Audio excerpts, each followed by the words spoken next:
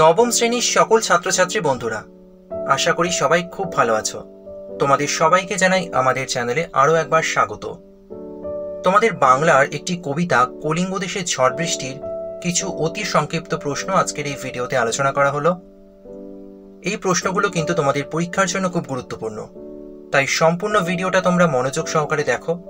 আর আমার চ্যানেলটিকে যদি এখনো সাবস্ক্রাইব না করে থাকো, খুব দ্রুত সাবস্ক্রাইব করে পাশে থাকা বেল আইকন ক্লিক করে দিও, তাহলে যে কোনো ভিডিওর নোটিফিকেশন খুব সহজেই তোমরা পেয়ে যাবে। তাহলে দেখে নাও কলিঙ্গ দেশের ঝড় বৃষ্টি থেকে অতি সংক্ষিপ্ত প্রশ্ন উত্তরগুলি। 1 নম্বর প্রশ্ন, কলিঙ্গ দেশের ঝড় বৃষ্টি কাব্যাংশটি কোন কাব্যের অন্তর্গত? চণ্ডীমঙ্গল কাব্যের আখেটিক খণ্ডের অন্তর্গত। 2, আলোচ্য কাব্যাংশটির রচয়িতা মুকুন্দরাম চক্রবর্তী কোন উপাধি পেয়েছিলেন? কবি কঙ্কন উপাধি। 3, ভণিতা কাকে বলে? মধ্যযুগে রচিত গ্রন্থগুলিতে পদের শেষে কবির নাম উল্লেখকে ভণিতা বলা হয়। 4, কলিঙ্গ দেশ বলতে বর্তমানে কোন অঞ্চলকে বোঝানো হয়?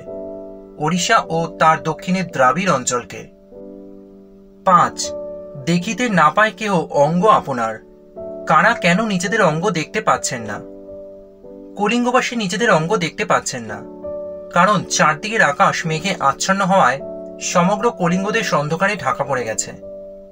6, ঈশানে উড়িল মেঘ সঘনে চিকুর। চিকুর শব্দটি কাব্যাংশে কোন অর্থে ব্যবহার হয়েছে? বিদ্যুতের ঝিলিক অর্থে। 7, ঈশান বলতে কোন দিক বোঝায়? উত্তর পূর্ব দিক। 8, কলিঙ্গ দেশে উচ্চনাদে কিসের ডাক শোনা গেছে? মেঘের গুরু গম্ভীর গর্জন। 9, প্রলয় গনিয়া প্রজা ভাবয় বিষাদ। প্রজাদের বিষাদের কারণ কি? কলিঙ্গের চারদিক মেঘাচ্ছন্ন হয়ে মুষলধারে বৃষ্টিপাত শুরু হয়। এর সঙ্গে সঙ্গেই চলতে থাকে ঘন ঘন মেঘের গর্জন, তাই প্রজারা বিপদের আশঙ্কায় বিষাদগ্রস্ত হয়। 10, জলধারার বর্ষণকে কিসের সঙ্গে তুলনা করা হয়েছে? জলধারার প্রবল বর্ষণকে হাতির সুর দ্বারা জল বর্ষণের সঙ্গে তুলনা করা হয়েছে। 11, চারদিকে মেঘে জল দিয়েছিল কারা? কলিঙ্গে প্রবল ঝড় বৃষ্টির সময় চারদিকের মেঘে জল দিয়েছিল অষ্ট গজরাজ, অর্থাৎ 8টি হাতি শ্রেষ্ঠ। 12, অষ্ট গজরাজ কারা? 8টি হাতি অর্থাৎ ঐরাবত, পুণ্ডরিক, বামন, কুমুদ, অঞ্জন, পুষ্পদন্ত, সার্বভৌম এবং সুপ্রতীক। 13, না পায় দেখিতে কেহ রবির কিরণ। রবির কিরণ দেখতে না পাওয়ার কারণ কি? কলিঙ্গ দেশে ভয়ঙ্কর কালো মেঘের চারদিক ঢেকে গিয়ে প্রবল বৃষ্টিপাত শুরু হয়েছিল। এই কারণেই কেউ সূর্যরশ্মি দেখতে পাচ্ছিল না। 14, কলিঙ্গের সমরে সকল লোক। সমরে শব্দের অর্থ কি? স্মরণ করা। 15, প্রবল বিপর্যয়ের সময় কলিঙ্গবাসী কার কথা স্মরণ করেছেন? বজ্র নিবারক ঋষি জৈমিনীর কথা। 16, কলিঙ্গ দেশে কতদিন টানা বৃষ্টিপাত চলেছিল? একটানা 7 দিন। 17, আলোচ্য কাব্যাংশে শিল পড়াকে কিসের সঙ্গে তুলনা করা হয়েছে? ভাদ্র মাসে তাল পড়ার সঙ্গে। 18, ধুলায় আচ্ছাদিত হইল যে হরিৎ।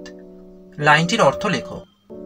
কলিঙ্গ দেশে প্রবল ঝড়ে যা কিছু হরিৎ ছিল অর্থাৎ সবুজ ছিল, তা ধুলায় আচ্ছাদিত হইল।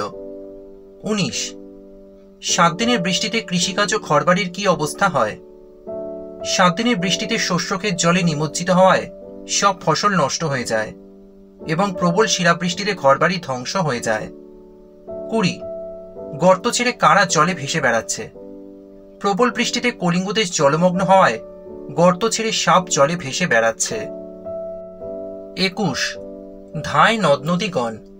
কার আদেশে নদ নদী ধেয়ে এলো? দেবী চণ্ডীর আদেশে। 22, চণ্ডীর আদেশে বীর হনুমান কি করেছেন? কলিঙ্গ দেশের সমগ্র মঠ অট্টালিকা প্রভৃতি ধ্বংস করেছেন। 23, বেঙ্ক তর্কাবাজ। তর্কা শব্দের অর্থ কি? লাফিয়ে পড়া। 24, ঝড় বৃষ্টির ফলে কলিঙ্গ দেশের জলের কি প্রকার ঢেউ বইতে থাকে? পর্বত তুল্য ঢেউ। তাহলে কলিঙ্গ দেশে ঝড় বৃষ্টির সকল গুরুত্বপূর্ণ অতি সংক্ষিপ্ত প্রশ্নগুলো এই ভিডিওতে তোমরা পেয়ে গেলে। ভিডিওটা ভালো লাগলে একটা লাইক অবশ্যই করে দিও, আর পড়াশোনা সংক্রান্ত এই ধরনের আরো ভিডিও পেতে অবশ্যই চ্যানেলের সঙ্গে থাকো।